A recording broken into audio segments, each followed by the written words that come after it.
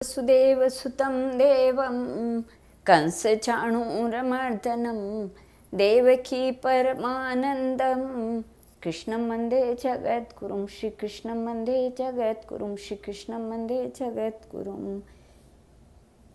श्री नारद जी कहते हैं, राजन, एक दिन नंद जी अपने नंद को अंक में लेकर लाड लडाते हुए गौवें चराते हुए खीरक के पास से बहुत दूर निकल गए। धीरे धीरे भांडीर वन जा पहुँचे, जो कालिंदी नीर का स्पर्श करके बहने वाले तीरवर्ती शीतल समीर के झोंके से कंपित हो रहा था।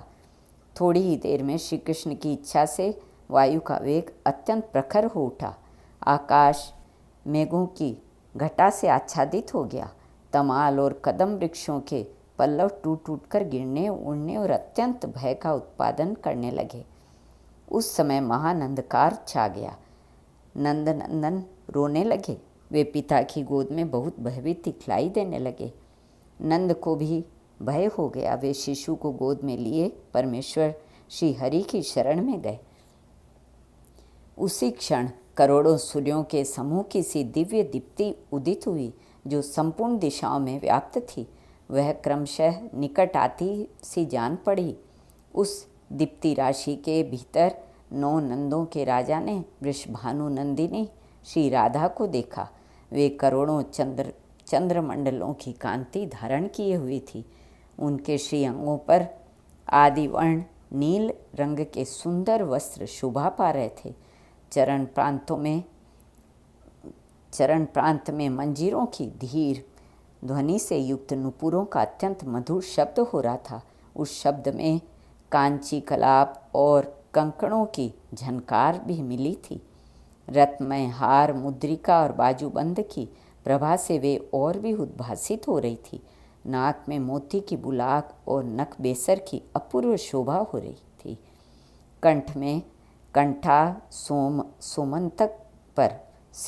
सीमंत पर चूड़ामणि और कानों में कुंडल झलमला रहे थे।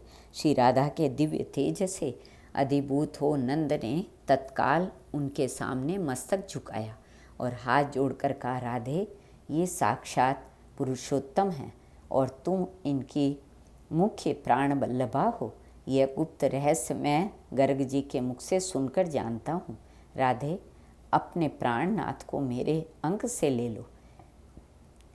ये बादलों की गर्जना से डर गए हैं। इन्होंने लीलावश यहाँ प्रकृति के गुणों को स्वीकार किया है, इसलिए इनके विषय में इस प्रकार भयभीत होने की बात कही गई है। देवी, मैं तुम्हें नमस्कार करता हूँ। तुम इस भूतल पर मेरी यथेष्ट रक्षा करो। तुमने कृपा करके ही मुझे दर्शन दिया है। वास्तव में तो तुम सब लोगों के लिए दुर्लभ हो। श्री राधा ने कहा, नंद जी, तुम ठीक कहते हो। मेरा दर्शन दुर्लभ ही है। आज तुम्हारे भक्ति भाव से प्रसन्न होकर ही मैंने तुम्हें दर्शन दिया है। नंद जी बोले, देवी, यही वास्तव में तुम मुझ पर प्रसन्न हो तो तुम दोनों प्रिया प्रीतम के चरणारविंदों में मेरी सुदृढ़ भक्ति बनी रहे। साथ ही तुम्हारी भक्ति से भरपूर साधु संतों का संग मुझे सदा मिलता रहे। प्रत्येक युग में उन संत महात्माओं के चरणों में मेरा प्रेम बना रहे। श्री नारद जी कहते हैं, राजन, तब तथास्तु कहकर श्री राधा ने नंद जी की गोद से अपने प्राण वल्लभ को दोनों हाथों से ले लिया। फिर जब नंद राय जी उन्हें प्रणाम करके वहाँ से चले गए, तब श्री राधा जी भांडीर वन में गईं। पहले गोलोक धाम से जो पृथ्वी देवी इस भूतल पर उतरी थी, वे उस समय अपना दिव्य रूप धारण करके प्रकट हुई। उक्त धाम में जिस तरह पद्म राग मणि से जटित सुवर्णमयी भूमि शोभा पाती है, उसी तरह उस भूतल पर श्री ब्रजमंडल में उस दिव्य भूमि का तत्क्षण अपने संपूर्ण रूप से आविर्भाव हो गया। वृंदावन काम पूरक दिव्य वृक्षों के साथ अपना दिव्य रूप धारण करके शोभा पाने लगा। कालिंद नंदिनी यमुना भी तट पर सुवर्ण निर्मित प्रसादों तथा सुंदर रत्नमय सोपानों से संपन्न हो गई। गोवर्धन पर्वत रत्नमय शिलाओं से परिपूर्ण हो गया उसके स्वर्णमय शिखर सब ओरों से उद्भासित होने लगे। राजन मतवाले भ्रमरों तथा झरनों से सुशोभित कंदराओं द्वारा वह पर्वतराज अत्यंत ऊंचे अंग वाले गजराज की भांति सुशोभित हो रहा था। उस समय वृंदावन के निकुंज ने अपना दिव्य रूप प्रकट किया। उसमें सभा भवन, प्रांगण तथा दिव्य मंडल शोभा पाने लगे। बसंत ऋतु की सारी मधुरिमा वहाँ अभिव्यक्त हो गई। निकुंजवर्ती दिव्य मंडपों के शिखर सुवर्ण रत्न आदि से खचित कलशों से अलंकृत थे सब, और फहराती हुई पताकाएं उनकी शोभा बढ़ाती थी। वहाँ एक सुंदर सरोवर प्रकट हुआ। वहाँ स्वर्णमय सुंदर सरोज खिले हुए थे। दिव्य धाम की शोभा अवतार होते ही साक्षात पुरुषोत्तमोत्तम घनश्याम भगवान श्री कृष्ण किशोरावस्था के अनुरूप दिव्य देह धारण करके श्री राधा के सम्मुख खड़े हो गए। उनके श्री अंगों पर पीताम्बर शोभा पा रहा था। कौस्तुभ मणि से विभूषित हो हाथ में वंशी धारण किए हुए नंदन राशि राशि मथों कामदेवों को मोहित करने लगे, जिन्होंने हंसते हुए प्रियतमा का हाथ अपने हाथ में थाम लिया और उनके साथ विवाह मंडप में प्रविष्ट हुए। उस मंडप में विवाह की सब सामग्री संग्रह करके रखी गई थी। मेखला, कुशा, सप्तमित्तिका और जल से भरे कलश आदि उस मंडप में शोभा बढ़ा रहे थे। वही एक श्रेष्ठ सिंहासन प्रकट हुआ, जिस पर वे दोनों प्रिया प्रियतम एक दूसरे से सटकर विराजित हो गए और अपनी दिव्य शोभा का प्रसार करने लगे। वे दोनों एक दूसरे से मीठी मीठी बातें करते हुए मेघ और विद्युत की भांति अपनी प्रभा से उद्दीप्त हो रहे थे। उसी समय देवताओं में श्रेष्ठ विधाता भगवान ब्रह्मा आकाश से उतरकर परमात्मा श्री कृष्ण के सम्मुख आए और उन दोनों के चरणों में प्रणाम करके हाथ जोड़ कमनीय वाणी द्वारा चारों मुखों से मनोहर स्तुति करने लगे।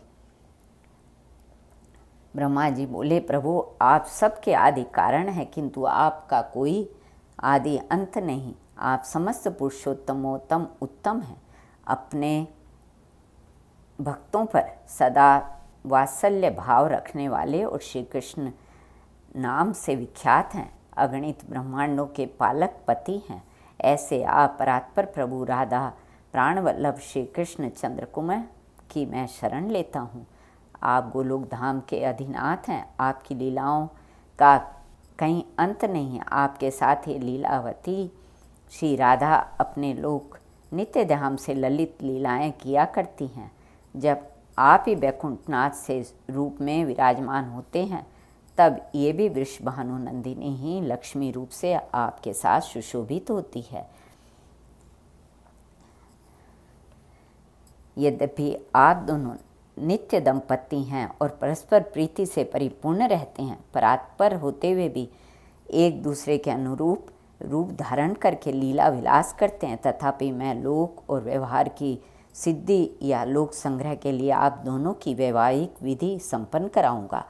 श्री नारद जी कहते हैं, राजन, इस प्रकार स्तुति करके ब्रह्मा जी ने उठकर कुंड में अग्नि प्रज्वलित की और अग्निदेव के सम्मुख बैठे हुए उन दोनों प्रिया प्रियतम के वैदिक विधान से पाणी ग्रहण संस्कार की विधि पूरी की।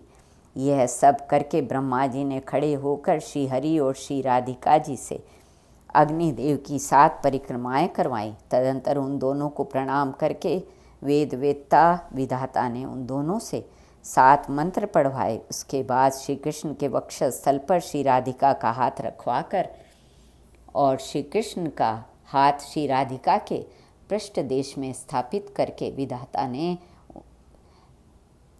उनसे मंत्रों का उच्चारण उच्च स्वर से पाठ करवाया। उन्होंने राधा के हाथों से श्री कृष्ण के कंठ में एक केसर युक्त माला पहनवाई, जिस पर भ्रमर गुंजार कर रहे थे। इसी तरह श्री कृष्ण के हाथों से भी वृषभानु नंदिनी के गले में माला पहनवाकर वेदज्ञ ब्रह्मा जी ने उन दोनों के अग्निदेव को प्रणाम करवाया और सुंदर सिंहासन पर उन अभिनव दंपति को बैठाया। वे दोनों हाथ जोड़े मौन रहे।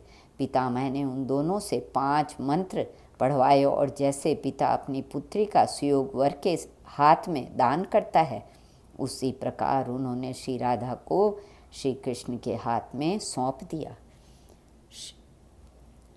उस समय देवताओं ने फूल बरसाए और विद्याधारियों के साथ देवांगनाओं ने नृत्य किया। गंधर्वों, विद्याधरों, चारणों और किन्नरों ने मधुर स्वर से श्री कृष्ण के लिए सुमंगल गान किया। मृदंग, वीणा, मुर्चंग, वेणु, शंख, नगारे, दुंदुभी तथा करताल आदि बाजे बजने लगे तथा आकाश में खड़े हुए श्रेष्ठ देवताओं ने मंगल शब्द का उच्च स्वर से उच्चारण करते हुए बारंबार जय जयकार किया। उस अवसर पर श्री हरि ने विधाता से कहा, ब्रह्मन, आप अपनी इच्छा के अनुसार दक्षिणा बतलाइए। तब ब्रह्मा जी ने श्री हरि से इस प्रकार कहा, प्रभु, मुझे अपने युगल चरणों की भक्ति ही दक्षिणा के रूप में प्रदान कीजिए। श्री हरि ने तथास्तु कहकर उन्हें अभिष्ट वरदान दे दिया। तब ब्रह्मा जी ने श्री राधिका के मंगलमय युगल चरणार विंदों को दोनों हाथों और मस्तक से बारंबार प्रणाम करके अपने धाम को प्रस्थान किया। उस समय प्रणाम करके जाते हुए ब्रह्मा जी के मन में अत्यंत हर्षोल्लास छा रहा था। श्री कृष्णार्पणमस्तु।